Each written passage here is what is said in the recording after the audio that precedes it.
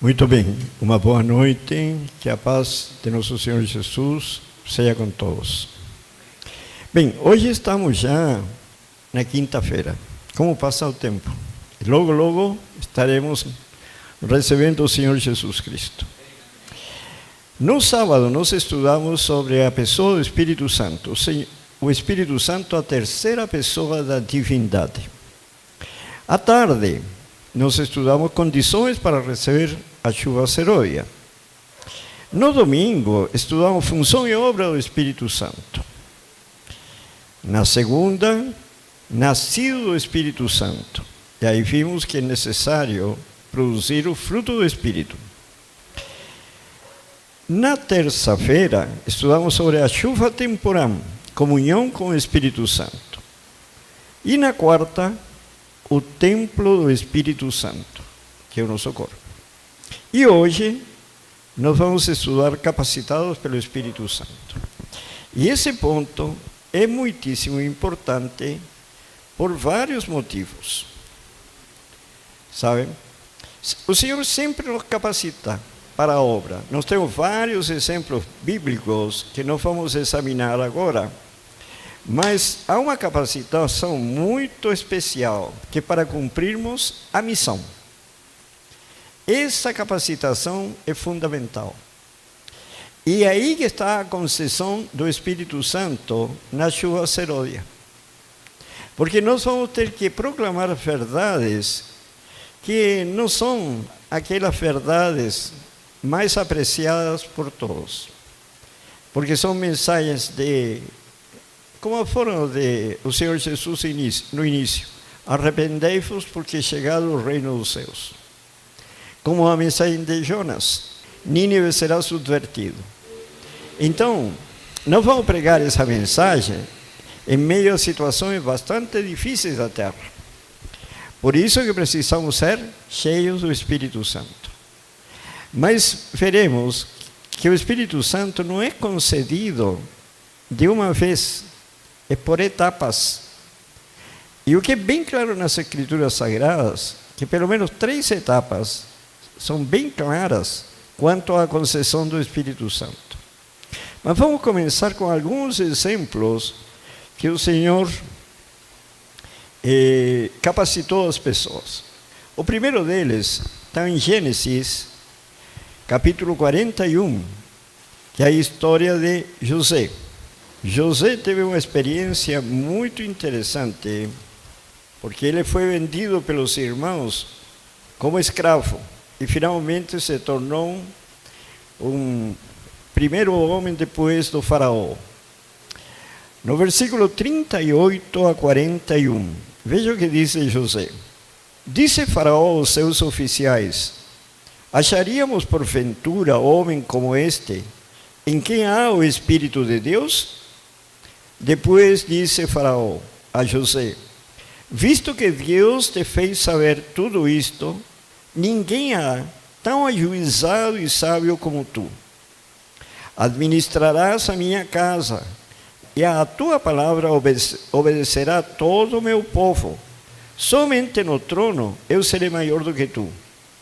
Disse mais faraó a José: vês que te faço autoridade sobre toda a terra do Egito.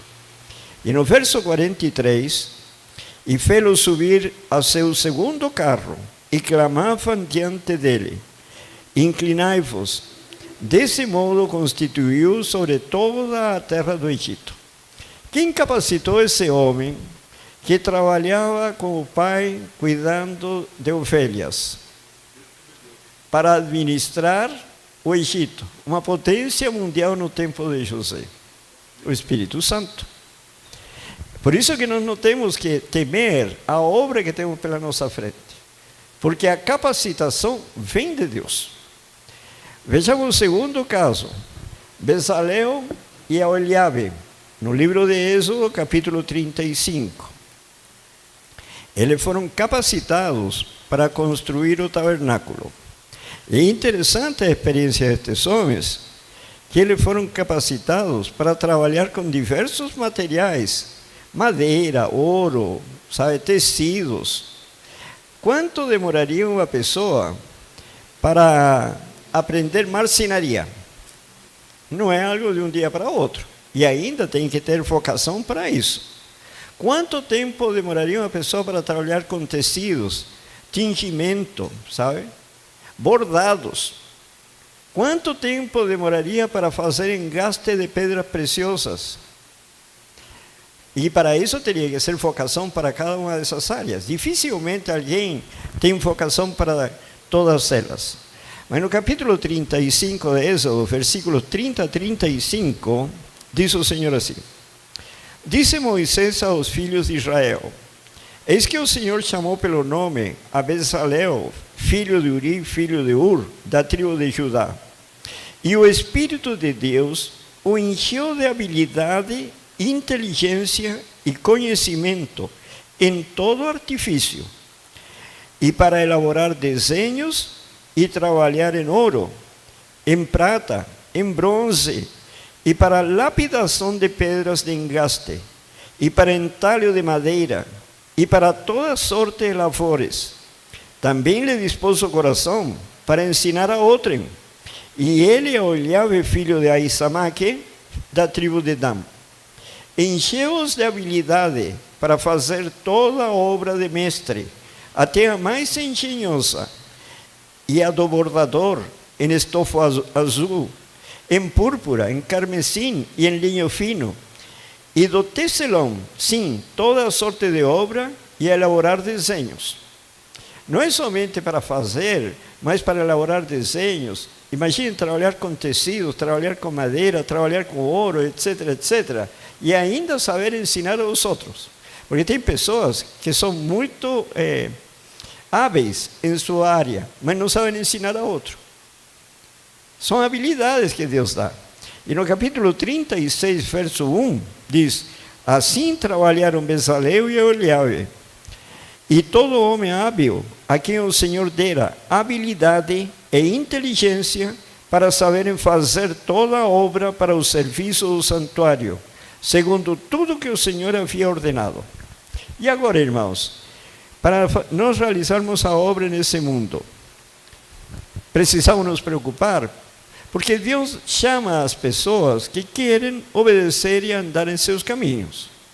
E então o Senhor instrui a pessoa e lhe dá habilidades. Veja este outro caso. Os 70 homens dos anciãos de Israel. Números capítulo 11. Os 70 homens. O Senhor chamou a Moisés para uma obra muito grande. Tirar os israelitas do Egito era mais ou menos 2 milhões de pessoas. Imagina o que significa julgar todas essas pessoas. Aí o Senhor chama 70 homens para auxiliarem a Moisés. E ele os capacita para tal serviço. Do versículo 16, 17, depois 25 e 27 a 29. No versículo 16 e 17 diz o Senhor assim: Disse o Senhor a Moisés: Ajunta-me 70 homens dos anciãos de Israel, que sabem serem anciãos e superintendentes do povo, e os trarás perante a tenda da congregação para que assistam ali contigo. Então descerei e ali falarei contigo. Tirarei do Espírito que está sobre ti e o porei sobre eles, e contigo levarão a carga do povo, para que não a leves tu somente. Que era uma carga bastante grande. Verso 25. Então o Senhor desceu na nuvem e lhe falou, e tirando o Espírito que estava sobre ele, o pôs sobre aqueles 70 anciãos. Quando o Espírito repousou sobre eles, profetizaram, mas depois nunca mais. Essa manifestação do Espírito Santo são para que o ser humano entenda que Deus está agindo. Que foi a mesma coisa que as línguas de fogo sobre os discípulos, que lhe foi concedido o dom de línguas. Mas os outros precisavam entender, sabe, que esses homens foram capacitados especialmente pelo Espírito Santo. Então, há uma manifestação para todos verem e ouvirem. Neste caso, estes homens profetizaram. No versículo 27 a 29, diz agora: Então correu o moço e o anunciou a Moisés e disse: Eldade e Medade profetizam no arraial. Josué, filho de Num, servidor de Moisés, dos seus escolhidos, respondeu e disse: Moisés, meu senhor, proíbe-lhe. Porém, Moisés lhe disse: Tens tu ciúmes por mim? Tomara todo o povo do Senhor fosse profeta, que o Senhor lhe desse o seu espírito. Se todos fôssemos profetas, a mensagem já estaria em todo o mundo. Por isso que Moisés diz: oxalá que todos os servos de Deus fossem profetas. Davi, outro homem que foi capacitado para a sua obra. Mas ele pediu para ser. No Salmo 51, versículo 10 a 13. Veja a oração de Davi. Cria em mim, ó Deus, um coração puro, e renova dentro de mim um espírito inabalável. Não me repulses da tua presença, nem me retires o teu Santo Espírito. Restitui-me a alegria da tua salvação e sustenta-me com o espírito voluntário. Então, consequência dessa operação de Deus em favor de Davi, então ensinarei aos transgressores os teus caminhos, e os pecadores se converterão a ti. Davi entendia claramente que sem a intervenção do Senhor, sua mensagem não teria o poder de levá-los à conversão. Ele precisava de um coração puro e um espírito reto. Ele não tinha esse coração puro e esse espírito reto, mas pediu ao Senhor para poder realizar a obra que ele precisava realizar. Jó, no capítulo 32 agora, versículo 8, diz: na verdade, há um espírito no homem, e o sopro do Todo-Poderoso faz sábio. Quem faz sábio o ser humano? O sopro do Todo-Poderoso, que é a palavra de Deus. Agora, tem muitos textos na Bíblia que nos falam do Senhor Jesus Cristo, por Ele ser nosso exemplo. Isaías capítulo 11, no versículo 1 a 4. Observem. Do tronco de Jessé sairá um rebento, o Senhor Jesus, na descendência de Jessé. E das suas raízes um renovo. Repousará sobre ele o Espírito do Senhor. E observem, o Espírito de sabedoria e de entendimento, o Espírito de conselho e de fortaleza, o Espírito de conhecimento e de temor do Senhor. Esse Espírito é o que nós precisamos. Verso 3. Deleitar-se-á no temor do Senhor. Não julgará segundo a vista dos seus olhos, nem repreenderá segundo o ouvir dos seus ouvidos, mas julgará com justiça aos pobres e decidirá com equidade a favor dos mansos da terra. Ferirá a terra com a vara da sua boca, a palavra de Deus, e com o sopro dos seus lábios, a palavra de Deus, matará o perverso. Porque a palavra de Deus é uma espada de dois gumes, corta os dois lados. Para quem aceita é vida, e a mesma palavra, para quem rejeita é morte. Sabe? E em seguida diz, verso 5, a justiça será o cinto dos seus lombos, e a fidelidade é o cinto dos seus rins. Se vocês observam, tudo isso é consequência do verso 2, que diz, repousará sobre ele o Espírito do Senhor, o Espírito de sabedoria e de entendimento, o Espírito de conselho e de fortaleza, o Espírito de conhecimento e de temor do Senhor. E aí, o Senhor Jesus saiu preparado para essa obra, porque ele veio como ser humano. No capítulo 28 agora, do mesmo livro de Isaías, no versículo 5 e 6, diz assim, naquele dia, o Senhor dos exércitos será a coroa de glória e o formoso diadema para o restante de seu povo, para o remanescente. Será o espírito de justiça para o que se assenta a julgar e fortaleza para os que fazem recuar o assalto contra as portas. Ele vai ser nossa defesa Ele nos vai dar o espírito de justiça e podemos fazer, por isso que podemos fazer a obra de Deus. Versículo 9 e 10. A quem, pois, se ensinará o conhecimento? E a quem se dará a entender o que se ouviu? ¿Acaso os desmamados e aos que foram afastados dos seios maternos? Porque é preceito sobre preceito, preceito e mais preceito, regra sobre regra, regra e mais regra, um pouco aqui e um pouco ali.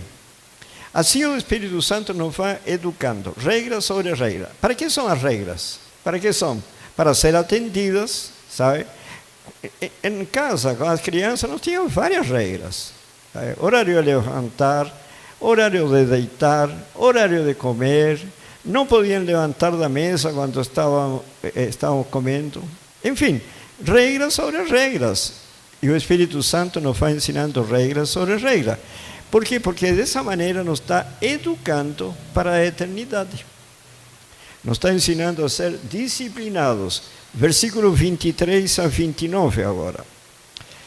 Aqui dá um conselho em função de tudo que já foi lido.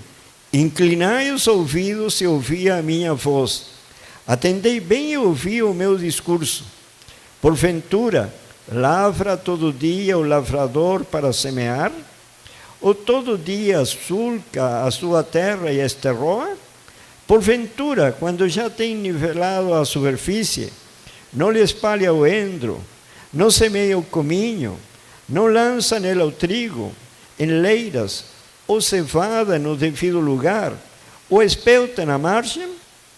Pois o seu Deus assim o instrui, devidamente o ensina.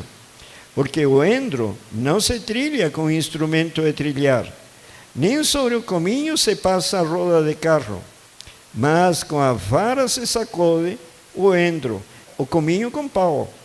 Acaso é esmiuçado o cereal? Não. O lavrador nem sempre o está debulhando, nem sempre está fazendo passar por cima dele a roda de seu carro e os seus cavalos. Também isso procede do Senhor dos exércitos. Ele é maravilhoso em conselho e grande em sabedoria. Irmãos, isso é maravilhoso. Eu já moro no campo 25 anos. Quando começamos a plantar, eu não sabia como beneficiar a linhaça, o gergelim, sabe, o trigo, enfim. Mas orando o Senhor, aí aprendi, como diz aqui, a linhaça você tem que bater com um sarrafo. Sabe? O trigo também. Mas o caso do arroz, não. O arroz tem que pegar o feixe e bater com o feixe em cima da mesa. O gergelim é simplesmente colher quando está seco, virem dentro de um tambor e bate assim, cai todo o gergelim. Então, quem ensina isso? O Senhor vai ensinando essas coisas. Se isso é necessário, imaginem se o Senhor não nos vai instruir para pregar o Evangelho e levar essa última mensagem ao mundo. Claro que sim. Vejam agora, Isaías capítulo 30, versículo 21. Como o Senhor nos vai preparando nas coisas simples da vida, quanto mais nas coisas importantes. Capítulo 30, versículo 21. Quando te desviares para a direita e quando te desviares para a esquerda, os teus ouvidos ouvirão atrás de ti uma palavra, dizendo: este é o caminho, andai por ele. Não é maravilhoso? Se você já sabe o caminho por onde andar, mas se por acaso se desvia para lá ou para cá, o Senhor diz: este é o caminho, andai por ele, sem te desviar nem para a esquerda nem para a direita. Isaías 42, versículo 1 e depois versículos 6 e 7. Versículo 1. Eis aqui o meu servo, a quem sustenho, o meu escolhido em quem a minha alma se compraz. Está falando do Senhor Jesus. Pus sobre ele o meu espírito, e ele promulgará o direito para os gentios. Versículo 6. Eu, o Senhor, te chamei em justiça, tomar-te-ei pela mão, e te guardarei, e te farei mediador da aliança com o povo, e luz para os gentios, para abrir os olhos aos cegos, para tirar da prisão o cativo e do cárcere os que jazem em trevas, para libertar as pessoas do pecado.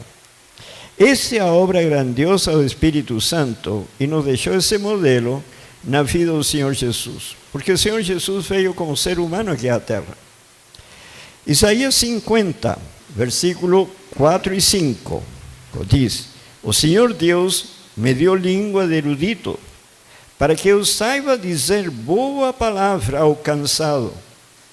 Ele me desperta todas as manhãs, desperta meu ouvido, para que eu ouça como os eruditos. O Senhor Deus me abriu os ouvidos e eu não fui rebelde, não me retraí. Esse é o espírito que nós temos. O Senhor nos desperta para nos ensinar, sabe? Mas nós precisamos estar atentos à voz do Senhor e não nos retrair para receber as bênçãos de Deus. Isaías 61, versículos 1 e 3. 1 a 3. O Espírito do Senhor Deus está sobre mim, o Senhor Jesus, porque o Senhor me ungiu para pregar boas novas aos quebrantados. Enviou-me a curar os quebrantados de coração, a proclamar libertação aos cativos e a pôr em liberdade os algemados, e a pregoar o ano aceitável do Senhor, o dia da vingança do nosso Deus, e consolar todos que choram.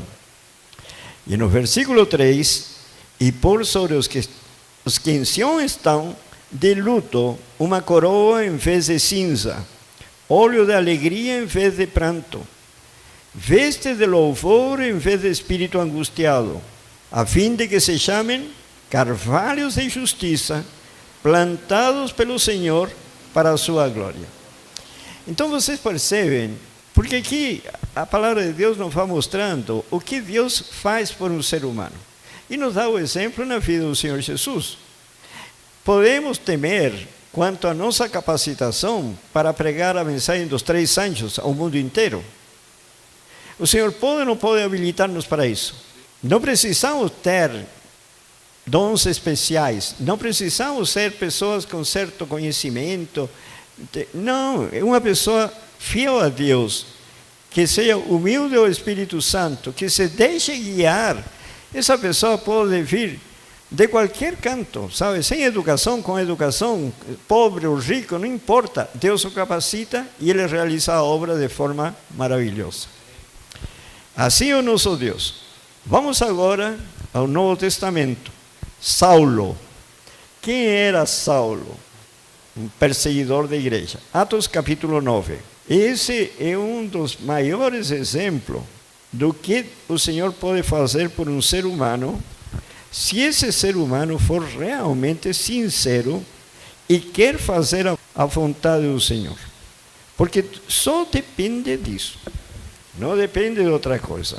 Capítulo 9, versículos 4 a 6. Aqui, quando ele foi a Damasco, com cartas da sinagoga, para trazer preso todos os cristãos que tinham saído de Jerusalém.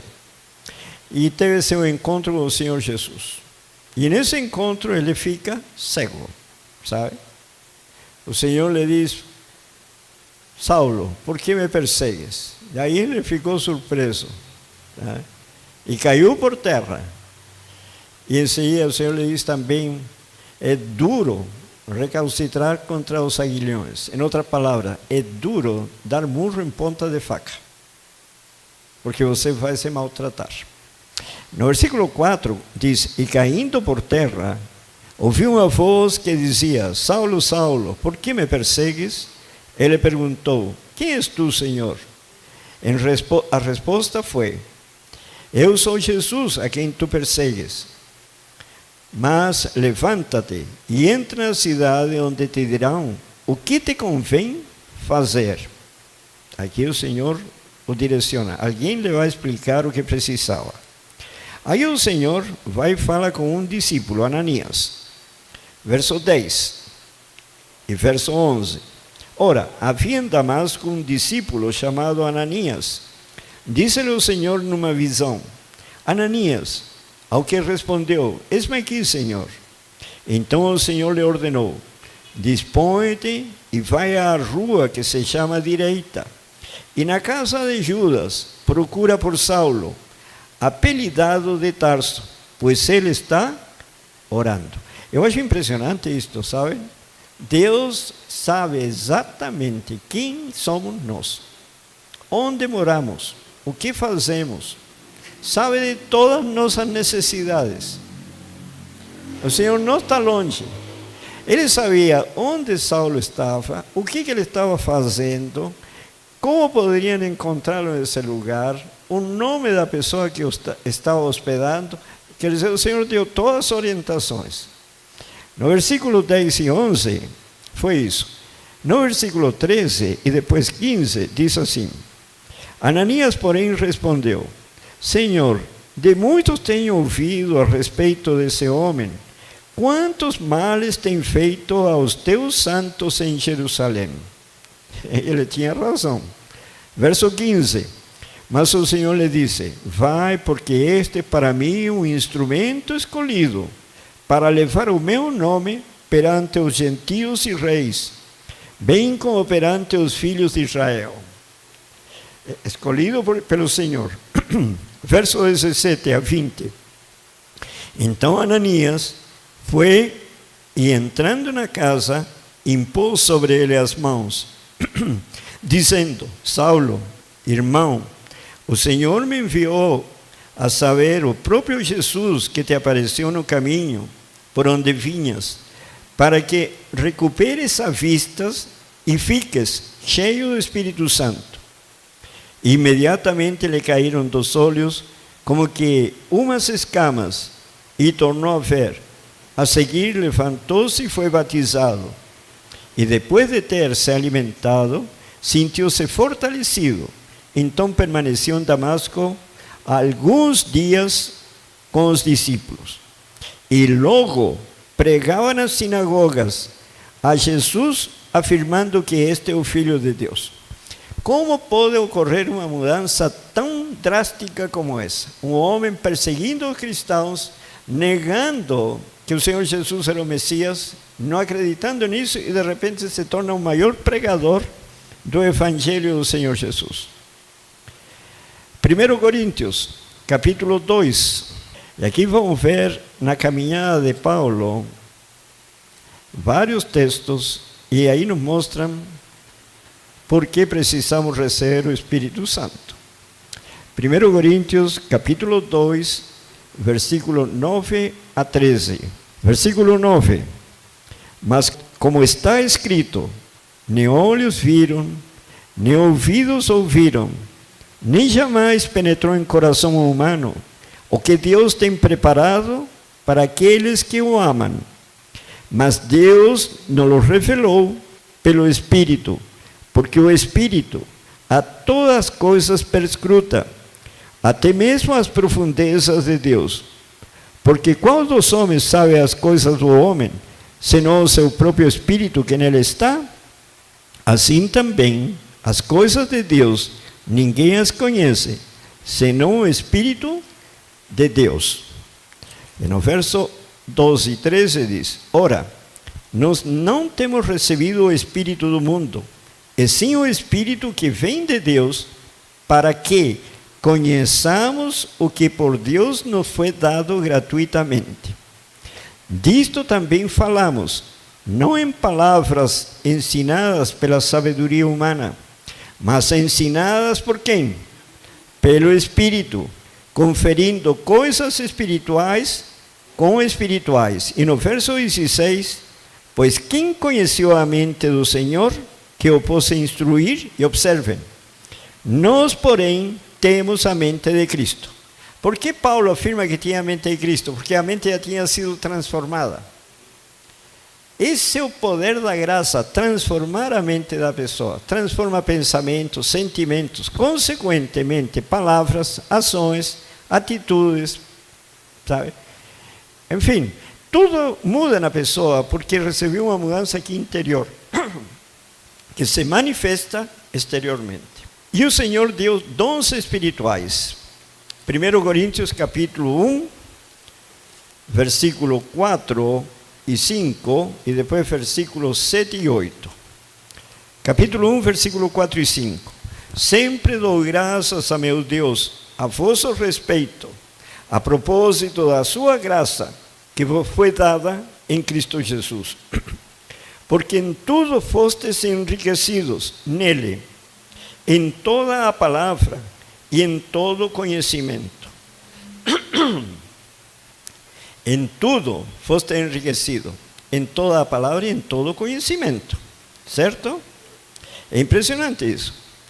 No versículo 7 e 8 agora, de maneira que não vos falte nenhum dom, aguardando vós a revelação de nosso Senhor Jesus Cristo, o qual também vos confirmará até o fim, para serdes irrepreensíveis no dia de nosso Senhor Jesus Cristo. Você tem fé para acreditar que nós seremos irrepreensíveis para o dia da fim do Senhor Jesus? Amém? Irmãos, esse é o plano de Deus. Assim que vai ser Ele glorificado em todo o seu universo. Pessoas transformadas pelo poder da graça de Deus. Agora, é interessante que foram distribuídos dons para todos. Todo membro da igreja, todo membro da igreja recebeu dons. A questão é, agora, fazer uso dos dons. E aí eu tenho que dizer, Senhor, eis-me aqui, envia-me a mim. O Senhor nos vai guiar de acordo com o dom que Ele próprio nos deu. E veja o que diz 1 Coríntios, capítulo 12. No versículo 1, diz: a respeito dos dons espirituais, não quero, irmãos, que sejais ignorantes. Verso 4 a 14. Ora, os dons são diversos, mas o Espírito é o mesmo. E também há diversidade nos serviços, mas o Senhor é o mesmo. E há diversidade nas realizações, mas o mesmo Deus é quem opera tudo em todos. A manifestação do Espírito é concedida a cada um visando a um fim proveitoso. Esse é um ponto essencial. Os dons do Espírito não são concedidos para que a pessoa use segundo a imaginação dele. Tem que ser para um fim proveitoso dentro do plano de Deus. E diz a seguir: porque a um é dada mediante o Espírito a palavra da sabedoria, e a outro, segundo o mesmo Espírito, a palavra do conhecimento, a outro, no mesmo Espírito, a fé, e ao outro, no mesmo Espírito, dons de curar, e ao outro, operações de milagres, ao outro, profecia, ao outro, discernimento de espíritos, a um, variedade de línguas, e ao outro, capacidade para interpretá-la. Mas um só e o mesmo Espírito realiza todas estas coisas, distribuindo-as como lhe apraz a cada um individualmente. Então, irmãos, na igreja, por isso que a igreja é um corpo unido, é um corpo que vai abalar o mundo com a mensagem. Porque na igreja nós temos todos os dons, foram concedidos todos os dons. Então tem pessoas que têm uma fé, sabe, que são inabaláveis. Pode estar caindo o mundo em pedaços, mas ele acredita em que Cristo está com ele. E pode ser que venha a descansar ou não, mas Cristo está comigo. Tem outros que têm essa facilidade de socorrer os necessitados. Sempre estão atentos a isso. E assim, cada um de acordo com o que receberam. E no versículo 12 diz: porque assim como o corpo é um e tem muitos membros, e todos os membros, sendo muitos, constituem um só corpo, assim também com respeito a Cristo.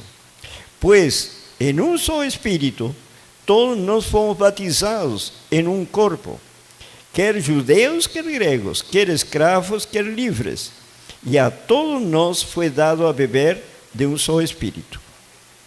Porque também o corpo não é um só membro, mas muitos. E isso nos ensina o corpo humano. A função do ouvido é ouvir, a função dos olhos é ver, a função do coração é outra, a função dos pés outra. E assim com os dons que foram distribuídos na igreja. Versículo 27 a 31.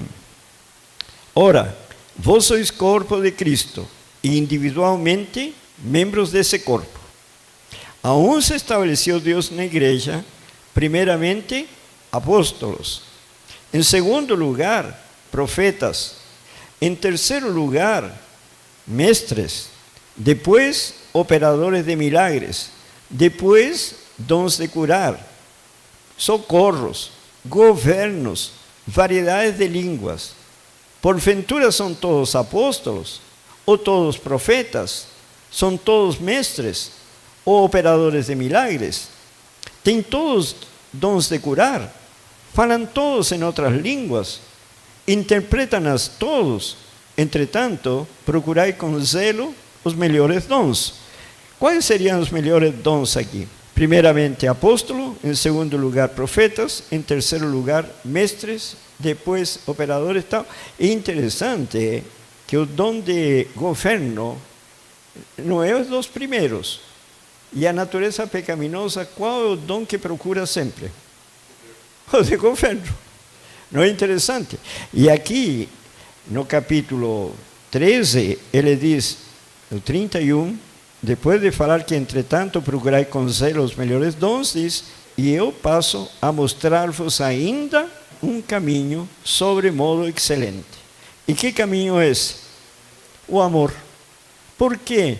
Porque esse é o fruto do Espírito. E como já temos estudado todas as noites, para eu saber se estou produzindo esse fruto, eu preciso diariamente examinar este texto. Saber o que é o amor. E no verso 4 ao 7 me diz, o amor é paciente, é benigno, o amor não arde em ciúmes, não se ufana, não se ensoberbece, não se conduz inconvenientemente, não procura os seus interesses, não se exaspera, não se ressente do mal, não se alegra com a injustiça, mas regozija-se com a verdade. E afinal diz, tudo sofre, tudo crê, tudo espera, tudo suporta. Isso é o amor. Esse é o resultado do plano da redenção. A restauração do ser humano, no final, chega a esse ponto. E esse é um processo que tem que acompanhar-nos a vida toda.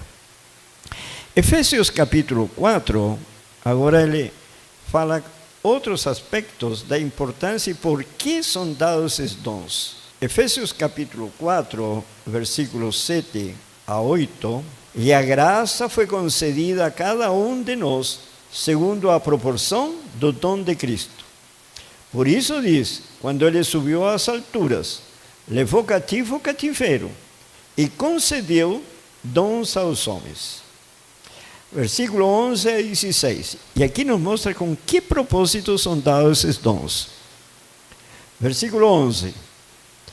E ele mesmo concedeu uns para apóstolos, outros para profetas, outros para evangelistas e outros para pastores e mestres, com vistas ao aperfeiçoamento dos santos, para o desempenho do seu serviço, para a edificação do corpo de Cristo, até que todos cheguemos à unidade da fé e do pleno conhecimento do Filho de Deus, à perfeita varonilidade, à medida da estatura da plenitude de Cristo. Esse é o alvo, essa é a nossa meta. Temos que crescer até chegar à altura da estatura de Cristo. E diz, para que não mais sejamos como meninos, agitados de um lado para outro e levados ao redor por todo vento de doutrina, pela artimanha dos homens, pela astúcia dos que induzem ao erro. Então, nós precisamos crescer espiritualmente, porque, olha, em São Paulo se formou até uma igreja, há pessoas que dizem que não existe o Espírito Santo como pessoa. Tem outros que dizem que o Senhor Jesus Cristo era exatamente igual a nós. Isso está completamente errado. Por que está errado? Primeiro, Cristo foi gerado pelo Espírito Santo. Nós não fomos gerados pelo Espírito Santo, então já somos diferentes. Segundo, Cristo é a palavra encarnada. Nós não somos a palavra encarnada, nós estamos recebendo a palavra e a receberemos pela eternidade, sabe? Sem fim. Terceiro, Cristo nunca recebeu a palavra de Satanás, nem lá no céu, nem aqui na terra. E nós já nascemos com a natureza carnal e pela desobediência à palavra de Deus, continuamos recebendo a palavra de Satanás. Somos igualzinhos ou somos diferentes? Bem diferentes. E aí então, como você entende esse texto que diz, assim como Cristo venceu, nós podemos vencer? Aí quem explica o plano da redenção. A restauração da mente, a imagem e semelhança de Deus, que é a obra do Espírito Santo que nós temos estudado todos esses dias. Então, a solução existe. Mas quantas pessoas se desviam da verdade, seguindo esse vento de doutrinas, quando a palavra de Deus é bem simples? Versículo 15. Mas seguindo a verdade em amor, cresçamos em tudo naquele que é a cabeça, Cristo, de quem todo o corpo, bem ajustado e consolidado pelo auxílio de toda a junta, segundo a justa cooperação de cada parte, efetua o seu próprio aumento para a edificação de si mesmo, da igreja, em amor. Então, todos os dons foram concedidos para a igreja crescer, se fortalecer e se unir em torno de uma pessoa, o Senhor Jesus Cristo. Bem, chegamos ao ponto mais importante. A concessão do Espírito Santo é realizada em 3 etapas. E isso sim, é como se você quer ser um profissional em qualquer área, seja medicina, seja enfermagem, seja engenharia, advocacia, o que for. Tem 3 etapas. Primeira etapa, o fundamental. Segunda etapa, o segundo grau. Terceira etapa, a faculdade. Você não consegue, sabe, seguir o curso na faculdade se não fez o segundo grau e não fez o fundamental. Ou consegue? Não consegue. Da mesma maneira, o Senhor nos concede o Espírito Santo em 3 etapas, se eu estiver acompanhando, sabe, a direção dada pelo Senhor. Primeira etapa, compreensão da palavra e missão. Essa é a primeira etapa. Eu preciso compreender a palavra e a missão. Onde está escrito isso? Vamos começar por Lucas, capítulo 24, versículo 33 e 34. Bom, aqui está a história dos discípulos no caminho a Emaús. Depois da crucifixão do Senhor Jesus, eles iam caminhando muito tristes, por causa que a esperança deles é que ele fosse o Messias, e não conseguiram enxergar que o Messias precisava morrer na cruz por causa dos nossos pecados. Então eles viram ser destruída toda a sua esperança. E aí aparece o Senhor Jesus, e eles não o reconhecem, e vão conversando ao longo do caminho, chegam em um lugar, uma pousada, e eles o convidam para ficar com eles. E o Senhor Jesus faz como que vai continuar. Mas afinal, o convidam e ele fica. Na hora de partir o pão, ele ora, e eles o reconhecem como seu amado Salvador, o Senhor Jesus Cristo. Quando eles reconhecem e ficam alegres, o Senhor Jesus desaparece. E aí eles correm para contar aos discípulos. Certo? E os discípulos não acreditavam também porque não esperavam que isso acontecesse.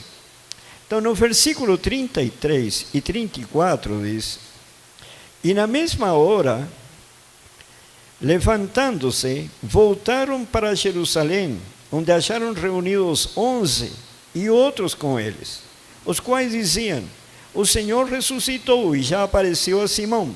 Verso 36. Falavam ainda estas coisas quando Jesus apareceu no meio deles e lhes disse: paz seja convosco. No versículo 39 e 40, eles não acreditavam: vede as minhas mãos e os meus pés, que sou eu mesmo. Apalpai-me e verificai, porque um espírito não tem carne, nem ossos, como vedes que eu tenho. Eles pensavam que era um espírito. Quer dizer, naquele tempo já existia essa crença do espírito separado do corpo. Verso 40. Dizendo isto, mostrou-lhe as mãos e os pés. No versículo 44 a 49 agora, a seguir, Jesus lhe disse: são estas as palavras que eu vos falei, estando ainda convosco.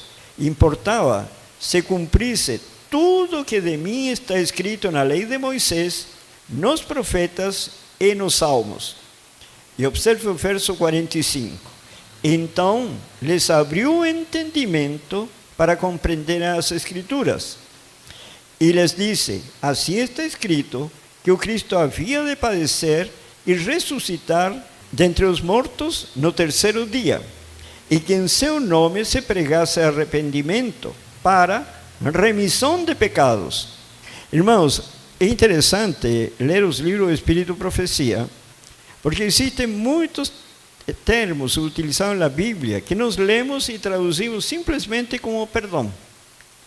E o que o Espírito e Profecia fala? Remissão de pecados é abandono do pecado. Sabe? Isso é interessante, porque aí você vê que vários textos mudam completamente o sentido de nossa interpretação assim, rápida na leitura. Então, que em seu nome se pregasse arrependimento para remissão de pecados a todas as nações, começando em Jerusalém. Vós sois testemunha destas coisas. Eis que envio sobre vós a promessa de meu Pai. Permanecei, pois, na cidade, até que do alto sejais revestidos de poder. Até o verso 49. Bom, há um texto paralelo. O que o Senhor fez aqui? No verso 45, diz: então lhes abriu o entendimento para compreenderem as Escrituras. Sabe? E em seguida lhes deu a missão. No verso 47, e que em seu nome se pregasse arrependimento para a remissão de pecados a todas as nações, começando por Jerusalém. Les explicou a Bíblia e les deu a missão. Mas o texto paralelo nos mostra um outro aspecto desse entendimento das Escrituras e conhecimento da missão. Isso tem em João, capítulo 20, versículo 19 e 22. O cenário é o mesmo. Ao cair da tarde daquele dia, o primeiro da semana, trancadas as portas da casa onde estavam, os discípulos, com medo dos judeus, veio Jesus, pôs-se no meio e disse-lhes: paz seja convosco. E dizendo isto, lhes mostrou as mãos e o lado. Alegraram-se, portanto, os discípulos ao verem o Senhor. Disse-lhe, pois, Jesus outra vez: paz seja convosco. Assim como o Pai me enviou, eu também vos envio. E observem agora. E havendo dito isto, soprou sobre eles e disse-lhes: recebei o Espírito Santo. Recebei o Espírito Santo. E o que diz em Lucas, no capítulo 24, verso 45, perdão. Então lhes abriu o entendimento para que compreendessem as Escrituras, e depois os envia a pregar o Evangelho. Então, nessa oportunidade, receberam ou não receberam o Espírito Santo? Receberam. Com que propósito? Para entender as Escrituras e entender a missão. E aí nós chegamos à segunda etapa. E aqui que nós temos que pensar muito no que estamos fazendo hoje. Vem a capacitação para cumprir a missão. E aqui o Senhor les dá o dom de línguas, conforme relatado em capítulo 2, versículos 1 a 12. A situação era muito especial. Em determinada época do ano, nas festas judaicas, chegavam israelitas que estavam em todas as nações em volta. E eles iam adorar a Jerusalém. Mas eles já não falavam a língua materna. Então, se encontravam ali para se comunicar. Os discípulos de Cristo lhes passaram o Evangelho. Deus os capacita para falar todas as línguas. Capítulo 2, versículo 1 a 12. Ao cumprir-se o dia de Pentecostes, estavam todos reunidos no mesmo lugar. E de repente, veio do céu um som como de um vento impetuoso, e encheu toda a casa onde estavam assentados. E apareceram distribuídas entre eles línguas como de fogo, e pousou sobre cada um deles. Todos ficaram cheios do Espírito Santo, mas eles não tinham recebido o Espírito Santo. Então estão recebendo por segunda vez. A primeira foi para quê? Para entender as Escrituras, a missão. E agora, para cumprir a missão. Se eu não recebo, aliás, não é que eu não receba, se eu não me disponho a receber o Espírito Santo para entender a palavra e a missão, vou receber o Espírito Santo para cumprir a missão? Não. Esse é o ponto que nós temos que considerar. E tem mais um que passa para o terceiro. E diz a seguir: todos ficaram cheios do Espírito Santo e passaram a falar em outras línguas, segundo o Espírito lhes concedia que falassem. Ora, estavam habitando em Jerusalém judeus, homens piedosos, vindos de todas as nações debaixo do céu. Quando, pois, se fez ouvir aquela voz, afluiu a multidão, que se possuiu de perplexidade, porquanto cada um os ouvia falar na sua própria língua. Estavam todos atônitos e se admiravam, dizendo: vede, não são porventura galileus todos esses que aí estão falando? E como os ouvimos falar, cada um, em nossa própria língua materna? Somos partos, medos, elamitas e os naturais da Mesopotâmia, Judeia, Capadócia, Ponto e Ásia, da Frígia, da Panfilha, do Egito, das regiões da Líbia, nas imediações de Cirene, e romanos que aqui residem, tanto judeus como prosélitos, cretenses e arábios. Como os ouvimos falar em nossas próprias línguas as grandezas de Deus? Todos atônitos e perplexos, interpelavam uns aos outros: que quer isto dizer? Quanto demora uma pessoa para aprender uma língua estrangeira? Inglês, francês, alemão. O Senhor capacitou em um instante. Com que propósito? Para pregar o Evangelho. Assim conosco, nós sabemos como o Senhor nos vai direcionar nesses últimos dias, mas tenham por certo que o Senhor nos vai capacitar. Bom, ele recebe o Espírito Santo primeiro para entender a Escritura e a missão, correto? Agora recebe o Espírito Santo para cumprir a missão. E aqui vem o terceiro passo.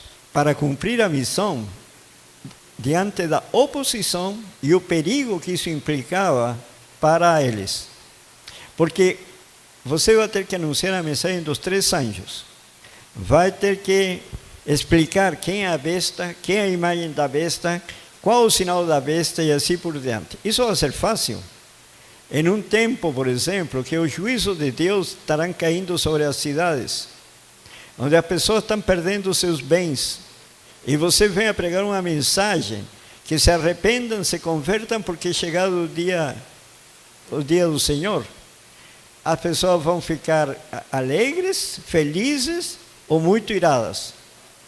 E qual a tendência do ser humano? Não é recuar e sentir um pouquinho de medo? Então agora vem a terceira concessão, que é a chuva seródia. Isso está em Atos capítulo 4. Aqui os discípulos estavam pregando, Pedro e João são presos. E no Sinédrio, depois de admoestá-los, os ameaçaram de que não continuassem pregando o Evangelho. E aqui Pedro responde, capítulo 4, versículos 8 a 10. Verso 8. Então Pedro, cheio do Espírito Santo, lhes disse: autoridades do povo, observem bem, hein? Então Pedro, cheio do Espírito Santo, está cheio, não é?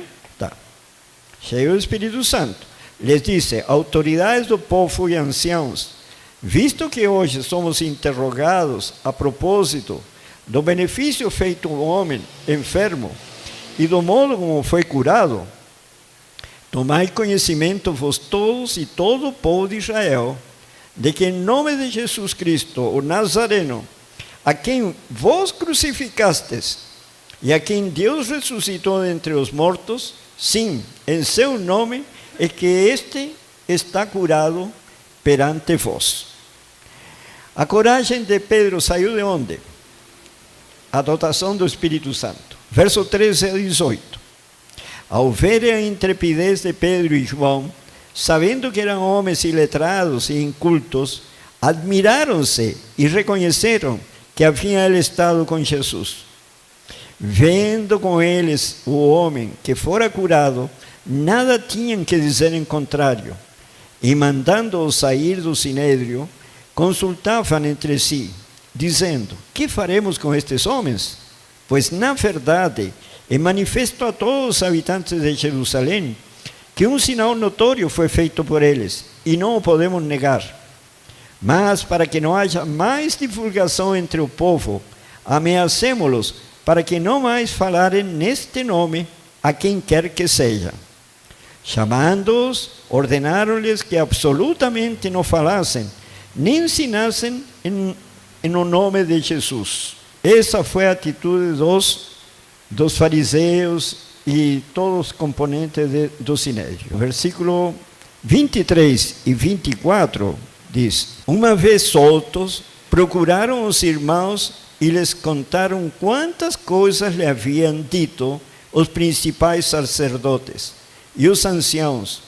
Ouvindo isto, unânimes, todos juntos, levantaram a voz a Deus e disseram: Tu, soberano Senhor, que fizestes o céu, a terra, o mar e tudo que neles há.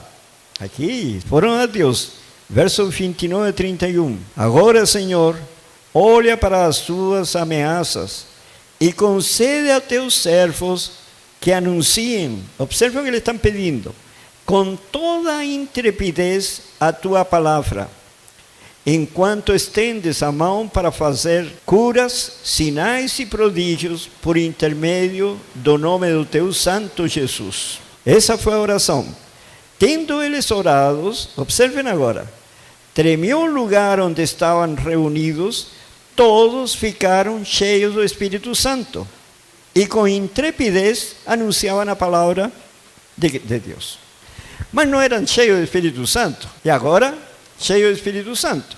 Mas primeiro, a primeira concessão, quando o Senhor Jesus se apresenta diante deles, que estavam as portas trancadas por medo dos judeus, lhe foi concedido o Espírito Santo para entender as Escrituras, entender a missão. Aqui o Senhor, já tudo planejado para uma ocasião especial em que viriam pessoas de todos os povos e poderiam levar essa mensagem para o resto do mundo, o Senhor dota com uma segunda concessão do Espírito Santo para cumprir a missão, pregar. Como eram de outras línguas, ele deu o dom de línguas. Eles começam a pregar, já começa a oposição. João e Pedro são presos, são ameaçados, voltam para se encontrar com os discípulos e oram ao Senhor para que lhes conceda, poder para anunciar o Evangelho com intrepidez, destemidamente. O que faz o Senhor? Agora são cheios do Espírito Santo com esse propósito. Bom, conclusão. Se eu não me disponho a receber o conhecimento da palavra de Deus e entender a missão, não vou receber a primeira concessão do Espírito Santo. Sim ou não? Se eu não me disponho, depois de o Senhor me iluminar a mente e entender sua palavra, não estou disposto a cumprir a missão, não vou, sabe? E não vou nem sequer saber se vou ter oposição ou não vou ter oposição, simplesmente as coisas desse mundo me podem, de tal maneira, roubar o tempo, que não tenho tempo de pregar o Evangelho. Então, vou receber a chuva seródia para dar a última mensagem do mundo? Também não. Então, o que eu tenho que fazer hoje? Começar a orar ao Senhor. Depende do estágio que cada um se encontre. Se eu não entendo ainda a mensagem e não sei como apresentá-la de uma maneira clara, que as pessoas compreendam, eu preciso orar que o Senhor me conceda o Espírito Santo para entender e para entender como realizar a missão. O Senhor vai responder essa oração prontamente. E a mente vai começar a expandir, a abrir e entender o plano de Deus. Quando já entendi, eu tenho que orar para vencer a preguiça, vencer a negligência, vencer todos esses maus traços de caráter, que é também a pessoa quando condescende consigo mesmo. Está quente, não dá para sair. Está chovendo, não dá para sair. Está isso, não está... Enfim, tem mil motivos para não sair. Mas aqui ora, Senhor, eu vou. E começa a pregar a mensagem. E aí você vai encontrar a oposição nos dias que se aproximam. Aí você tem que clamar ao Senhor. Aí vem o clamor: Senhor, me conceda poder para destemidamente, sabe, pregar a mensagem a esse mundo. Aí vem a chuva seródia e nos prepara para o fim. Captaram? Irmãos, tudo isto se resume no seguinte: Atos capítulo 5, versículo 32. Ora, nós somos testemunhas destes fatos, e bem assim, o Espírito Santo que Deus otorgou aos que lhe obedecem. Irmãos, essa obediência é a toda a palavra de Deus, sabe? É a toda a palavra de Deus. E quando nós falamos a palavra de Deus, é tudo que foi revelado a seus profetas. E aí entra os escritos de Ellen White. Ellen White foi inspirada pelo Espírito Santo, como foi Paulo, como foi Moisés, como foi... Enfim, todos os grandes profetas, ou profetas menores, ela foi inspirada pelo Espírito Santo. Agora, a função do Espírito Profecia, escrito de Ellen White, é diferente da Bíblia. A Bíblia é um instrumento para transformar nossa mente. Aqui estão os princípios, os atributos da mente de Cristo. O Espírito Profecia foi dado para entender a Bíblia. Porque como vou obedecer se não entendo? Por isso eu os animo, leia muito. Se você lê só as meditações matinais, que são 17, de Ellen White, você vai entender em detalhes o plano da redenção, que é o tema central da Bíblia, ao redor do qual giram todos os outros. Tudo mais é importante, mas o que é central na Bíblia, o plano da redenção, que é a nossa restauração à imagem e semelhança de Deus. Queridos irmãos, se vocês entenderam, orem ao Senhor e clamem para seguir os passos, porque um dos entraves, sabe, em todo este processo é a reforma de saúde. Tanto é que está escrito, que diz que se atravessará diretamente no caminho da salvação. E por que é tão importante a reforma de saúde? Porque a reforma de saúde atua sobre a percepção, e através da percepção eu tenho discernimento das impressões do Espírito Santo e compreender as Sagradas Escrituras. E aí eu tenho que orar muito e crer com fé que a revelação foi dada para o nosso bem-estar e para a honra e glória do Senhor Jesus, fazendo a obra nesse mundo. Que o Senhor abençoe a todos e nos alegrar. E amanhã nós vamos entender assim quão importante para essa pregação final receber o dom do Espírito Santo na chuva seródia.